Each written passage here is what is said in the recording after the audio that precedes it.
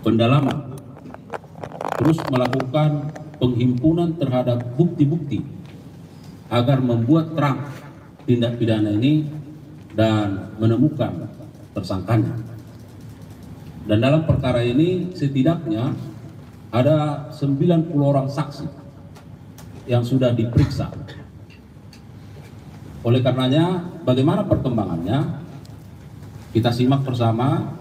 Direktur Penyidikan akan memberikan penjelasan terkait substansinya. Untuk itu kami persilakan kepada Pak Direktur Penyidikan. Terima kasih Pak Konstruktur. Assalamualaikum warahmatullahi wabarakatuh. Waalaikumsalam.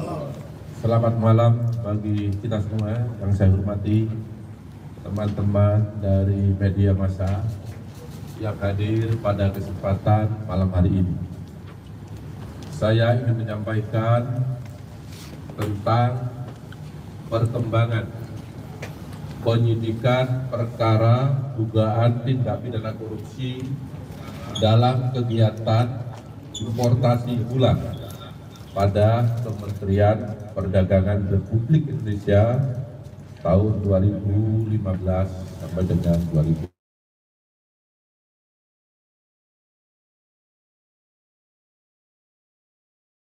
Surat Perintah Penyidikan nomor 53 tanggal 3 Oktober 2023.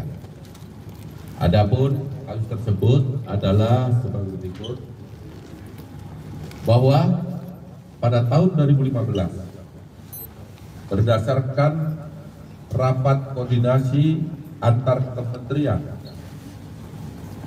tepatnya telah dilaksanakan pada tanggal 12 Mei 2015, telah disimpulkan bahwa Indonesia mengalami surplus gula sehingga tidak perlu atau tidak membutuhkan impor gula.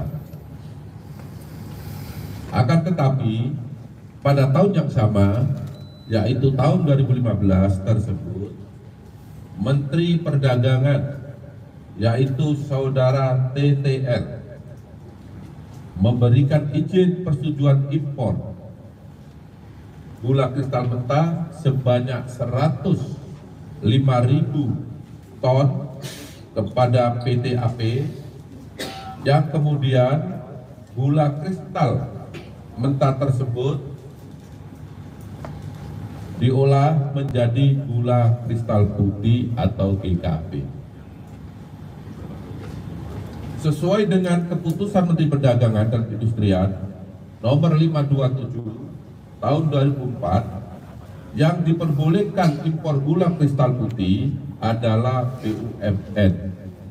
Tetapi berdasarkan persetujuan impor yang telah dikeluarkan oleh tersangka TTL, impor gula tersebut dilakukan oleh PT AP, dan impor gula kristal mentah tersebut tidak melalui rapat koordinasi atau rakor dengan instansi terkait serta tanpa adanya rekomendasi dari Kementerian Perindustrian guna mengetahui kebutuhan real gula di dalam negeri. Kemudian pada tanggal 28 Desember 2015 dilakukanlah rapat koordinasi di bidang perekonomian yang dihadiri oleh kementerian di bawah Menko Perekonomian, yang salah satu pembahasannya bahwa Indonesia pada tahun 2016 kekurangan gula kristal putih sebanyak 200.000 ton dalam rangka stabilisasi harga gula dan pemenuhan stok gula nasional. Pada bulan November sampai dengan Desember 2015, tersangka CS selaku Direktur Pengembangan Bisnis PT PPI, Perusahaan Perdagangan Indonesia, memerintahkan staf senior manajer bahan pokok PT PPI atas nama P untuk melakukan pertemuan dengan 8 perusahaan swasta yang bergerak di bidang gula, padahal dalam rangka pemenuhan stok dan stabilisasi harga seharusnya diimpor adalah gula kristal putih secara langsung, dan yang dapat melakukan impor tersebut hanya BUMN. Bahwa ke-8 perusahaan swasta yang mengelola gula kristal mentah menjadi gula kristal putih, sebenarnya izin industrinya adalah produsen gula kristal rafinasi yang diperuntukkan untuk industri makanan, minuman, dan farmasi. Setelah ke-8 perusahaan tersebut mengimpor dan mengelola gula kristal mentah menjadi gula kristal putih, selanjutnya PT PPI seolah-olah membeli gula tersebut, padahal senyatanya gula tersebut dijual oleh perusahaan swasta, yaitu 8 perusahaan tersebut, ke pasaran atau ke masyarakat melalui distributor yang terafiliasi dengannya dengan harga 16.000 per kilogram, yaitu harga yang lebih tinggi dari HIT saat itu 13.000, dan tidak dilakukan operasi pasar. Bahwa dari pengadaan dan penjualan GKM yang telah diolah menjadi gula kristal putih tersebut, PT PPI mendapatkan fee dari 8 perusahaan yang mengimpor dan mengelola gula tadi sebesar Rp105 per kilogram. Bahwa kerugian negara akibat perbuatan importasi gula yang tidak sesuai dengan ketentuan perundang-undangan yang berlaku, negara dirugikan sebesar kurang lebih Rp400 miliar. Bahwa selanjutnya pada hari ini Selasa 29 Oktober 2024, penyidik pada Jaksa Agung Muda Tindak Pidana Khusus Kejaksaan Agung Republik Indonesia menetapkan status saksi terhadap 2 orang menjadi tersangka karena telah memenuhi alat bukti bahwa yang bersangkutan telah melakukan tindak pidana korupsi. Adapun kedua tersangka tersebut adalah 1. TTL selaku Menteri Perdagangan periode 2015 sampai dengan 2016 berdasarkan surat penetapan tersangka nomor TAP garis datar 60 garis miring F.2 garis miring FD.2 garis miring 10 garis miring 2024 tanggal 29 Oktober 2024. Yang kedua, tersangka atas nama CS selaku Direktur Pengembangan Bisnis pada PT PPI periode 2015-2016 berdasarkan surat perintah penetapan tersangka nomor TAP garis datar 61 garis miring F.2 garis miring FD.2 garis miring 10 garis miring 2024 tanggal 29 Oktober 2024 bahwa terhadap kedua tersangka dilakukan penahanan rutan selama 20 hari ke depan untuk tersangka TTL di Rutan Salemba Cabang Kejaksaan Negeri Jakarta Selatan berdasarkan surat perintah penahanan nomor 50 tanggal 29 Oktober 2024 Dan untuk tersangka CS ditahan di Rutan Salemba, cabang Kejaksaan Agung berdasarkan surat perintah penahanan nomor 51 tanggal 29 Oktober 2024. Para tersangka disangka melanggar pasal 2 ayat 1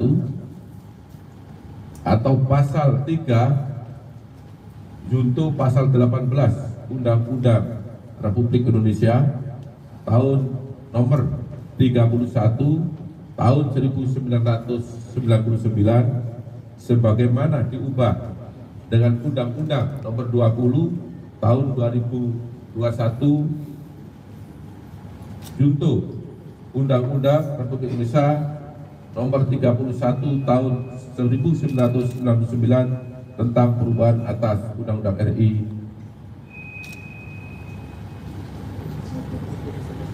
tahun nomor 31 tahun 99 tentang pemberantasan tindak pidana korupsi junto pasal 55 ayat 1 ke 1 KUHP. Demikian yang dapat saya sampaikan. Mohon maaf apabila ada yang kurang jelas dalam penjelasan saya. Saya akhiri, wabillahi taufiq wal hidayah. Wassalamualaikum warahmatullahi wabarakatuh. Waalaikumsalam warahmatullahi wabarakatuh. Baik, terima kasih Direktur Penyidikan. Rekan-rekan media, itu keterangan yang sudah disampaikan oleh Pak Direktur Penyidikan, saya kira sangat lengkap ya. Kalau ada hal-hal yang ingin didalami, barangkali ada 1-2 pertanyaan, silakan. Dan sebelumnya kami informasikan bahwa nanti kita turun secara beraturan saja, dan barangkali kedua tersangka akan diturunkan setelah kita semua sudah menunggu di bawah. Ya. Saya kira begitu. Ada pertanyaan? Cukup? Pak, penegasan aja Pak untuk peran dari mana Pak? Rama dari Raja Sinta. Penegasan aja untuk peran dari Mendak 2015-2016 ini, Pak TL ya, itu seperti apa, sejauh mana Pak? Silakan Pak Dir. Penegasan terhadap peran dari TTL ya. Jadi sudah jelas Pak. Saya rasa tadi sudah cukup jelas ya, bahwa TL ini tadi yang pertama adalah telah memberikan penugasan kepada perusahaan ya untuk mengimpor gula kristal mentah menjadi gula yang kemudian diolah menjadi gula kristal putih dalam rangka stabilisasi harga gula di masyarakat. Karena pada saat itu gula langka, harga melambung tinggi. Padahal seharusnya yang berhak melakukan impor gula untuk kebutuhan dalam negeri dalam rangka stabilitas harga adalah BUMN yang ditunjuk oleh Menteri Perdagangan. Itu pun adalah seharusnya gula kristal putih, bukan gula kristal mentah. Ya, sudah jelas? Saya kira begitu ya. Ada yang lain? Cukup? Oke, karena tidak ada lagi, saya kira kami sampaikan terima kasih. Untuk dari kasus maaf ini dari peradilan untuk karena ini impor dari gula, apakah dari pihak Bea Cukai juga ada lagi tersangkanya Pak? Terima kasih. Baik, untuk tersangka lain ya kita ikuti perkembangan dari hasil penyidikan. Artinya tidak menutup kemungkinan akan bertambah tersangka lain apabila telah ditemukan bukti yang cukup bahwa yang bersangkutan telah melakukan tindak pidana korupsi. Ya. Pak, satu lagi izin. Alkah dari Media Indonesia.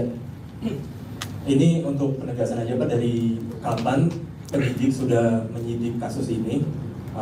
mungkin dalam hitungan bulan atau hitungan tahun sudah mendalami kasus ini, dan bagaimana nantinya ketika publik menilai ada politisasi di balik penyidikan ini dan penetapan tersangka TTL ini, bagaimana sikap Kejagung merespon? Terima kasih. Baik, terima kasih pertanyaan yang sangat bagus. Bahwa penyidik bekerja berdasarkan alat bukti, itu yang perlu digarisbawahi. Tidak terkecuali siapapun pelakunya, ketika ditemukan bukti yang cukup, maka penyidik pasti akan menetapkan yang bersangkutan sebagai tersangka. Saya ulangi, tidak memilih atau memilah siapa pelakunya, sepanjang memenuhi alat bukti yang cukup. Terima kasih. Ya. Penyidikan dalam perkara ini sudah cukup lama, sejak Oktober 2023. Jadi kalau dihitung mungkin 1 tahun, dengan jumlah saksi sekitar 90. Tentu penyidikan tidak hanya berdiri di sana, kita juga minta penghitungan kerugian keuangan negara, juga memerlukan ahli, sehingga cukup lama karena perkara ini bukan perkara yang biasa, bukan perkara yang sederhana. Ya, cukup ya. Ya, satu lagi. Pak, mengenai barang bukti, Pak. Halo, izin Pak. Pak, izin Pak, saya Thomas Pak dari Kupara.com mau menambahkan pertanyaan yang tadi aja Pak. Kan tadi untuk penyidikan ya Pak. Kalau penyelidikannya itu mulainya Pak. Ya, kita sudah tahap penyidikan setahun. Artinya kalau penyidikan jatuh sebelum itu, ya. Saya tidak punya data ini mulai kapan, tapi yang pasti subsistem daripada penyidikan adalah penyelidikan. Itulah tahap yang telah diatur dan ditentukan dalam KUHP. Ya, cukup ya. Nah, terakhir, TV One masih. Nah, tadi mau nanya soal ini Pak, izin Pak, Ikra dari TV One, soal barang buktinya kan kerugiannya sampai 400 miliar. Ini barang bukti yang udah dipegang sama penyidik ini apa aja Pak, kalau boleh? Ya, tentu kalau barang buktinya gula sudah tidak ya, karena gula kan sudah beredar di masyarakat, apalagi tahun 2015 ya. Bukti yang telah kita dapat, 1, catatan, dokumen, keterangan saksi, ya, keterangan ahli, itu bukti. Kalau barang bukti kita dapat adalah dokumen sama catatan, ya, transaksi keuangan. Ini sudah kita dapat semuanya. Siapa yang melakukan, apa isinya, penyidik sudah mengantongi semua. Baik, saya kira demikian ya, rekan-rekan media. Sekali lagi kami menyampaikan terima kasih dan penegasan tidak ada politisasi dalam perkara ini ya. Dan kami sangat bersyukur rekan-rekan media terus melakukan dukungan, support, dan ini bagian dari support masyarakat. Dan kami terus mengharapkan dukungan supaya kami terus bergerak ke arah yang lebih baik. Saya kira demikian. Mohon maaf kalau ada kekurangan. Billahi taufiq wal hidayah. Assalamualaikum warahmatullahi wabarakatuh.